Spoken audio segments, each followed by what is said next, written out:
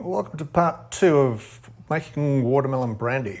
I've been contemplating this video for quite some time. When you consider that I originally started doing the wash for this on the 11th of April. There's a bit of a story to that, but I'll tell you more about it. I'm going to be joining together several different aspects in this. Now, you remember I did a video on yeast, on natural yeast, and I actually have this. I was going to put this in with the wash from my watermelon brandy wash and do it all together, but no, I've decided I'm going to do this differently. I'm going to put this through my little pot still arrangement on the stove, and I'll tell you why about that in a second. When I did the first wash on the 11th of April, it was extremely aggressive. It was working extremely well because I had about 1 kilo of raisins in there, and those are all diced up. Now, there was a large sediment, oily sediment around the top, which I assume was part of the raisin itself, but it worked extremely well. But I had a taste of that, and I didn't like the flavour. It was actually rather sharp and unpalatable. And so I made the decision, nope, I'm not going to use that, because obviously what I was thinking at that stage was that the raisins influenced the taste of it. So anyway, I ran that through my wash, I ran it through my reflux still, and you might want to refer back to that video I made about where to make the cuts. And that turned out to be extremely good material. Very nice odour, very nice taste. I haven't watered that down yet, but it's extremely good. So anyway, cut a long story short, I decided to go to the shop and get another 15 watermelons.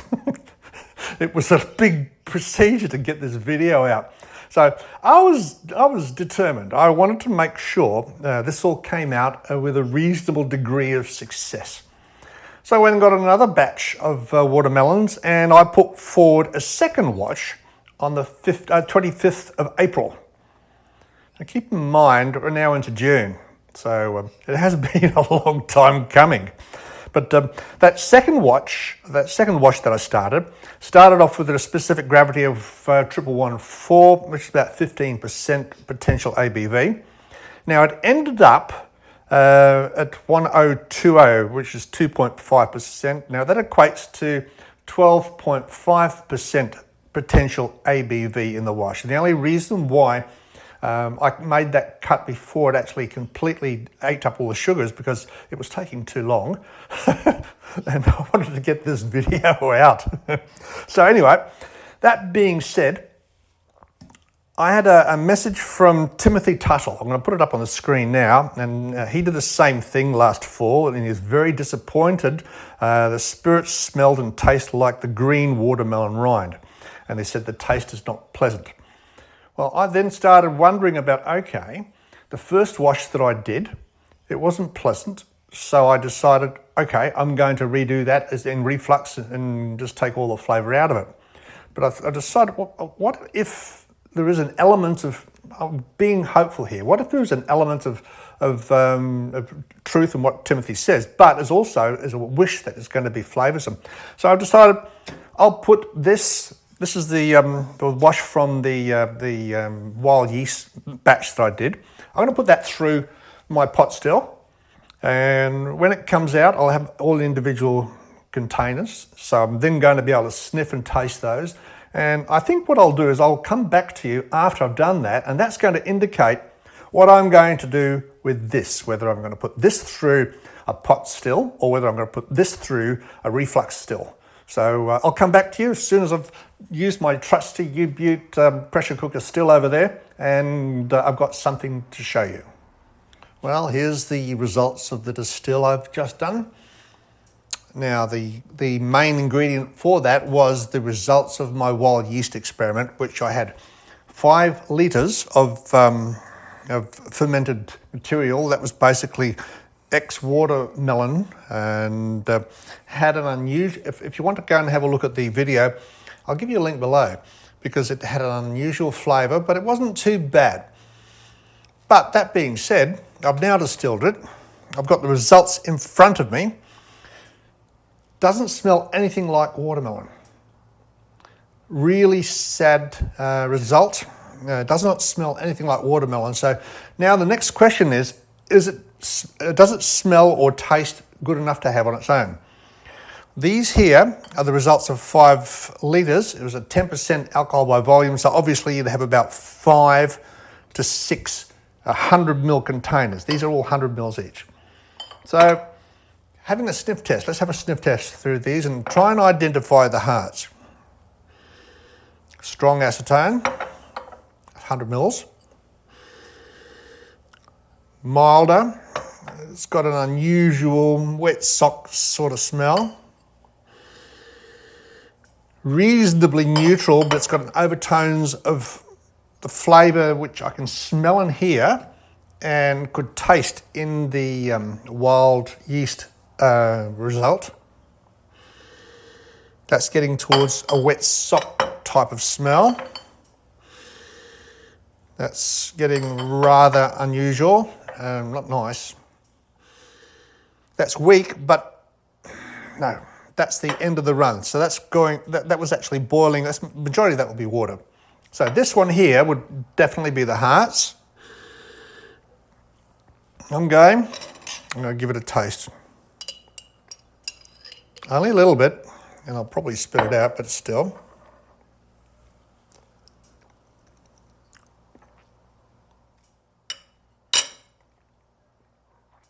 Excuse me.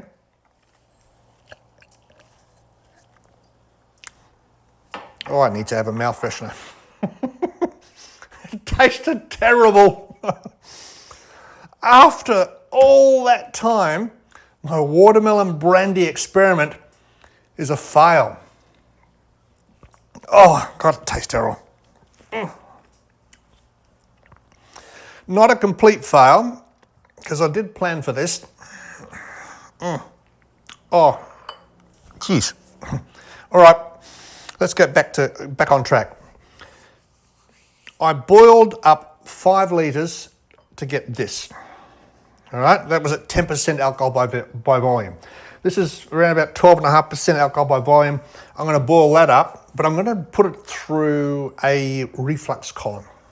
I'm not going to put it through a pot still. I'll put it through a reflux column because I already know from what I did. This is the second time round. The first time round, I put it through. And that smells and tastes fantastic. What you've got to do is you've got to strip the flavour out of it. So anyway, that being said, I'm going to put all of this, I'll put all of this in with all of that and put it through a reflux column to get more of that. That makes sense? I've had a couple of ales. I hope it makes sense. So anyway, what I've got coming hopefully tomorrow or the next day is going to be a solution to add to this to make it into a palatable, tasty, delicious watermelon brandy. So it looks like I've got another session to do in front of the camera again. Hopefully it's not going to be too long, but yeah, until that arrives and I do my distill and then I do my mixing, I'll see you next time. Well, it's been a marathon. I'm now on a downhill run towards the end of this video, and I've got a couple of variations. I know in the last one I said I was going to put it, last cut I was going to put it through a reflux still. Well, I did, but I decided to put it through a my pot still attachment and rip it, do a good stripping run first. And a couple of people have been asking about it, so I thought I'd throw a few pictures in here. Here's a picture of the overall still setup working, in particular with the water flow at the top and the thermometer at the top. But one of the biggest issues here was controlling the temperature. And one of the things I did is actually put a variable power supply down the bottom to actually regulate the temperature from the thermostat up the top. And this allowed me to actually get it to around about 90 degrees Celsius, which is 10 degrees Celsius below boiling point of water, and do a good stripping run, of which I did. Now with this particular thing here, you can see the water in is basically via 2 garden hose attachments, and there's a little regulating valve on the tap. and it actually ended up with quite a good flow. Keep in mind, you can actually regulate the water temperature by doing power control, but you can actually regulate the amount of water going into it based on how warm the water is coming out of it. All right, you understand what I mean? This here is the end result of that. It was 5 litres of pretty reasonable quality distillate. It wasn't strong at all, but it was 5 litres.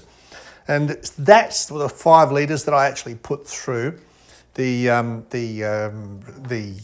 reflux column, along with all the other bits and pieces that I had as well.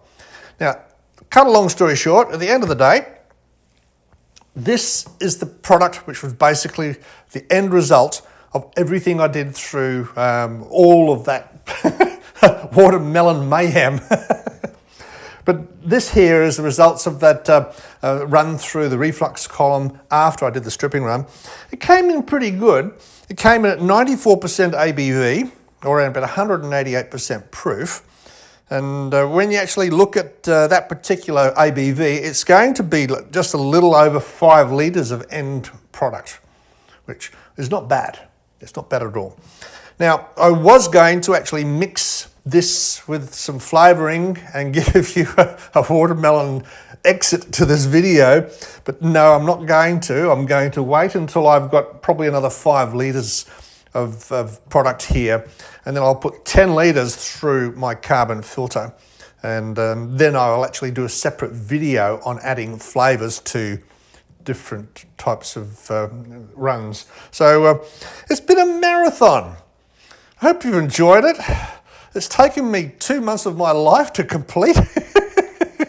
So it's I'm looking forward to getting into a little bit more regular, easier to produce efforts. I must admit though, I have an ambitious project I'm about to do. Actually, I'll commit to that now. One of the next projects I have, because I have about 3 or 4 in the go at any one time. One of the next projects I'm going to commit to right now is making some banana brandy. And that's similar to the Uganda brandy you may have heard about, but that should be an interesting challenge. And I know the end product is going to taste like bananas. So stay tuned. Now, obviously, you realise this has taken an awful long time to do, and I enjoy doing what I do. Now, if you've enjoyed watching my videos, please like, subscribe and share, because it really does help step up the amount of attention that YouTube gives me and tries to get my video in front of other people around the world. So it's been a pleasure. Hopefully you enjoyed it. Until next time.